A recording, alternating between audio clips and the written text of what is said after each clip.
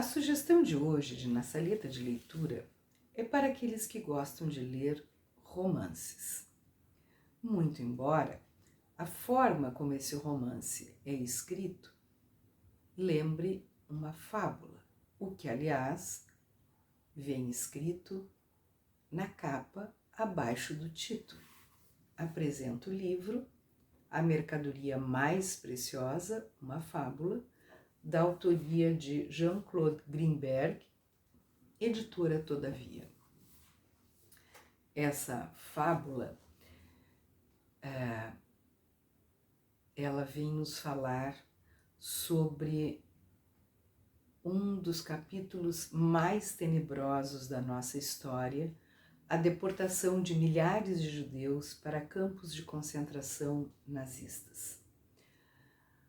As duas personagens que mais se evidenciam são chamadas por a pobre lenhadora e o pobre lenhador. Eles não têm nome. A pobre lenhadora e o pobre lenhador vivem com muito pouco no meio de uma floresta, ao lado de uma ferrovia. E diariamente eles observam os comboios atulhados de gente que passam diante dos seus olhos. A mulher, ingenuamente, espera todos os dias, à beira da ferrovia, a passagem do trem, na esperança de receber um aceno, uma palavra ou até mesmo um presente. Aquilo que a mulher mais desejava em sua vida era ter um filho, e ela nunca conseguia isso. No entanto, essa situação muda num determinado dia, de um modo que ela jamais poderia esperar. O seu desejo se torna atendido porque uma mão passa por uma das janelas do vagão e joga no chão o presente que ela mais desejava, um bebê. Uma menininha, gêmea de um outro menininho, que continua no colo de sua mãe, dentro do trem. Famintos e transtornados pelas angústias e privações materiais da Grande Guerra, seus pais foram obrigados a fazer uma escolha inapelável e radical. Essa menininha, ela é jogada envolta num chale de oração com franjas e bordado de ouro e prata. A história vai se sucedendo até que morre o lenhador e sobrevive a pobre lenhadora e a menina, agora já um pouco crescidinha.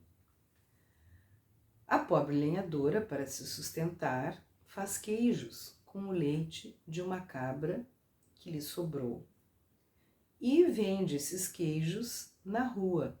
Para isso ela arma uma espécie de mesinha, coloca sobre ela o chale de oração e sobre o chale os queijos. Terminada a guerra, da família, pai, mãe e os gêmeos, sobrou apenas o pai, que então, liberto, começa a caminhar à procura da civilização e do que fazer da sua vida. Até que ele chega ao local em que está a velha lenhadora com os seus queijos. E o seu olhar é atraído pelo chale de oração sobre o qual estão os queijos. E tão logo ele percebe o chale, ele percebe também a criança e rapidamente faz as contas e fica absolutamente certo de que aquela é a sua filha. E o que fazer então? É uma história escrita com uma sensibilidade e uma beleza ímpar sobre esse tempo tão difícil. No final da história, nós temos 2 páginas fantásticas, uma intitulada Epílogo e a outra intitulada Apêndice para Amantes de Histórias Verdadeiras. Vou ler as 2. Epílogo. Pronto, você sabe tudo. Desculpe, mais uma pergunta? Quer saber se é uma história verdadeira? Uma história verdadeira? Claro que não, de jeito nenhum. Não houve trem de carga atravessando os continentes em guerra, a fim de entregar com urgência suas mercadorias, nem campo de agrupamento, de internamento, de concentração, ou nem mesmo de extermínio, nem famílias dispersadas em fumaça ao término de sua derradeira viagem, nem cabelos raspados, recuperados, embalados e depois despachados, nem o fogo, nem a cinza, nem as lágrimas. Nada, nada disso aconteceu. Nada disso é verdadeiro. Assim como também não são pobre lenhadora e pobre lenhador. Como também não são os sem coração e os caçadores de sem coração. Nada, nada disso é verdadeiro. Nem a libertação das cidades e das zonas rurais, dos bosques e dos campos, que não existiam. Nem os anos que se seguiram a essa libertação. Nem a dor dos pais e das mães buscando seus filhos desaparecidos. Nem mesmo os chales de oração com franjas e bordados de ouro e prata. Nem o homem da cabra e da cabeça deformada, nem o homem usando, agradeçamos a Deus se acaso existir, nem o homem usando uma toupeira estripada e virada pelo avesso à guisa de chapéu. Nada, nada disso é verdadeiro. Nem o machado do pobre lenhador, o machado que cortou a toupeira ao meio antes de esborrachar os 2 miseráveis milicianos caçadores de sem coração. Nada, nada é verdadeiro. A única coisa verdadeira, verdadeiramente verdadeira, ou que parece sê-lo nesta história, pois é mesmo preciso que haja algo verdadeiro numa história, do contrário, para que se esfalfar em contá-la? A única coisa verdadeira, verdadeiramente verdadeira, portanto, é que uma garotinha, que não existia, foi jogada da lunarca de um trem de carga, por amor e por desespero.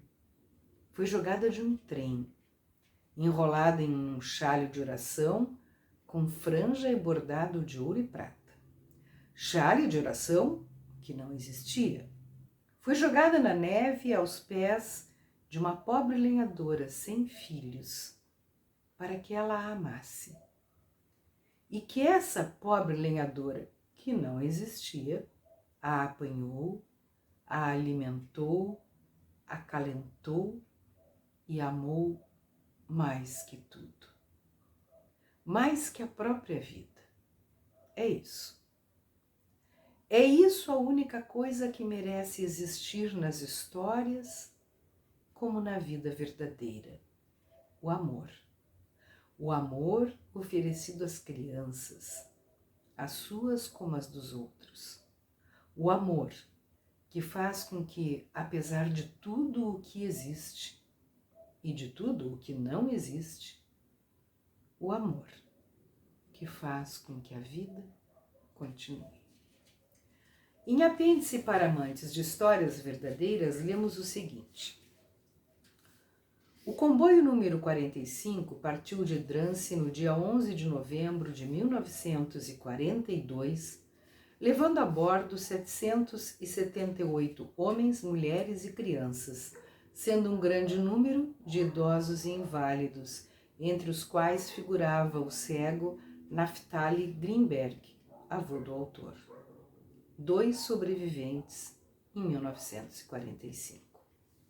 O comboio 49 partiu no dia 2 de março de 1943, transportando 1000 judeus, entre eles o pai do autor, Zachary Greenberg, bem como Sylvia Menkes, nascida no dia 4 de março de 1942 e morta por gás no dia 4 de março de 1943, no dia do aniversário de seu nascimento. Em 1945, 6 sobreviventes, entre os quais 2 mulheres. O Memorial da Deportação dos Judeus na França, estabelecido em 1978 por Serge Klarsfeld, a partir das listas alfabéticas dos judeus deportados da França, que para muitos de nós, filhos de deportados, faz às vezes de jazigo de família, e que é a obra da qual tiro estas histórias verdadeiras, esclarece que Abraham e Shaiga Wiesenfeld, assim como seus filhos gêmeos, Fernand e Janine, nascidos em Paris, no 10º arrondissement, no dia 9 de novembro de 1943, deixaram Drancy no dia 7 de dezembro desse mesmo ano, ou seja, 28 dias depois de seu nascimento. Comboio número 64. Verdade a história ou não, isso não importa. O que importa é que histórias como essas precisam ser lidas porque precisam ser sentidas. E precisam ser sentidas para que sentimento e razão nos levem a lutar para que coisas como essa nunca mais aconteçam. A mercadoria mais preciosa, uma fábula, da autoria de Jean-Claude Greenberg, editora Todavia.